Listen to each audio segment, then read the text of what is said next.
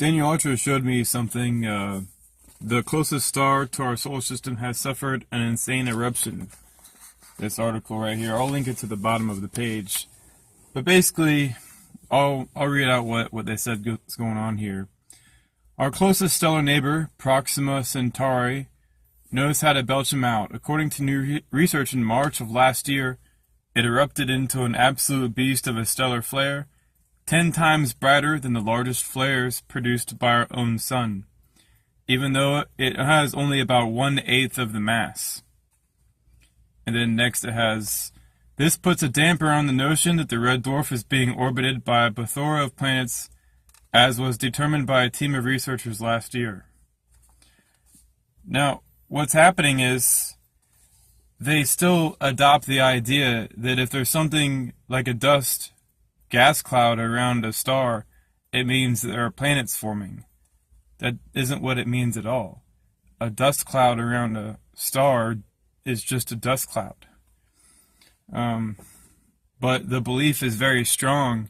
So, when astronomers, they look up at the stars, their belief is so strong that when they see things, they paint their worldview upon what it is that they're looking at before actually examining what it is that they're looking at, before actually, coming to terms with it.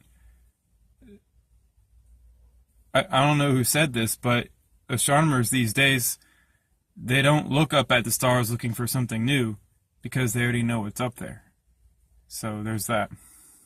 And also I highlighted, this is because dust and asteroid belts are left over from the accretion disk of dust that swirls around a forming star, which can result in the formation of planets. I don't think they understand what they're saying here. They're saying that a swirling disk of dust becomes something like the Earth. No way, man. Or Jupiter, or Saturn, or Neptune, or Uranus, or Pluto, or Venus, or Mars, which all look very different and are in different stages of evolution. How does dust make something like that?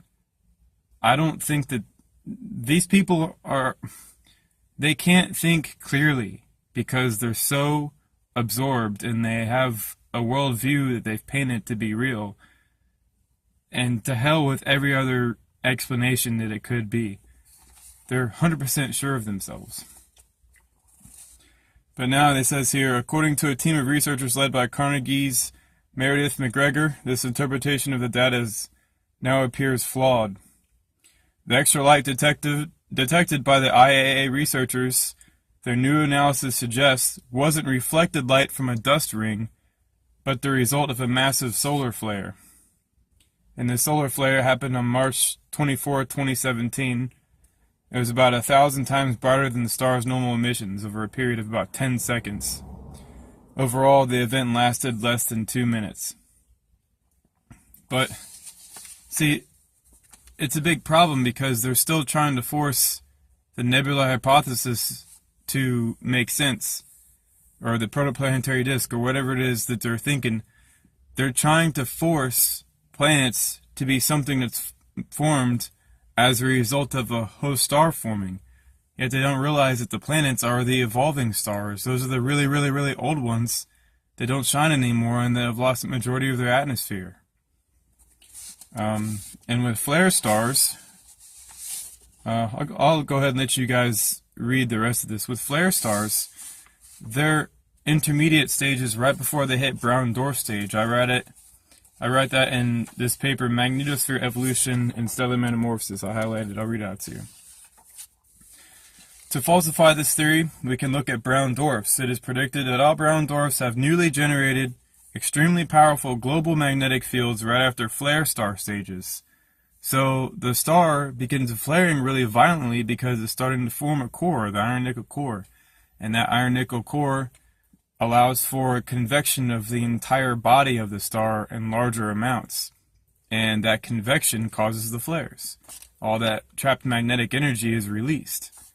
And it loses mass a lot faster. And as it's losing this huge amount of mass, it starts dimming and dimming and dimming. And before you know it, it becomes what's called a brown dwarf. It's just the intermediate stage.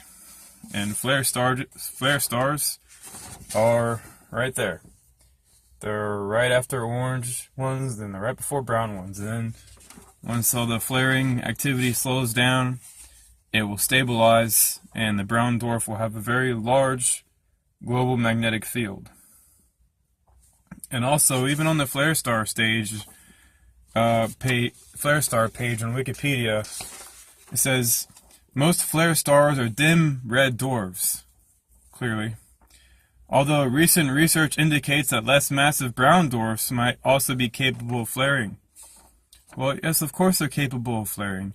They're the younger stage of brown dwarfs are capable of flaring. As they move past the red dwarf flare stage, they're still going to continue flaring some, and then they're going to die down even more and more and more.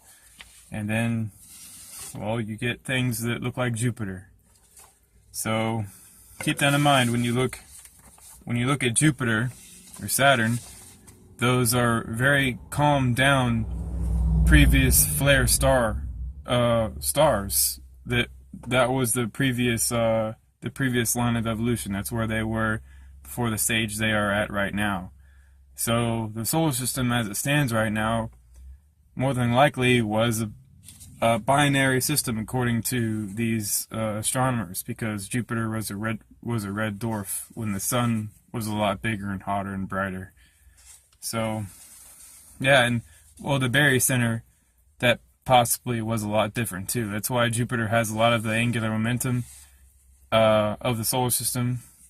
And, well, the sun's angular momentum was released when it lost a lot of mass. So that's why you have two main objects which have the majority of the mass and the majority of the angular momentum, because Jupiter has already moved past flare star stages.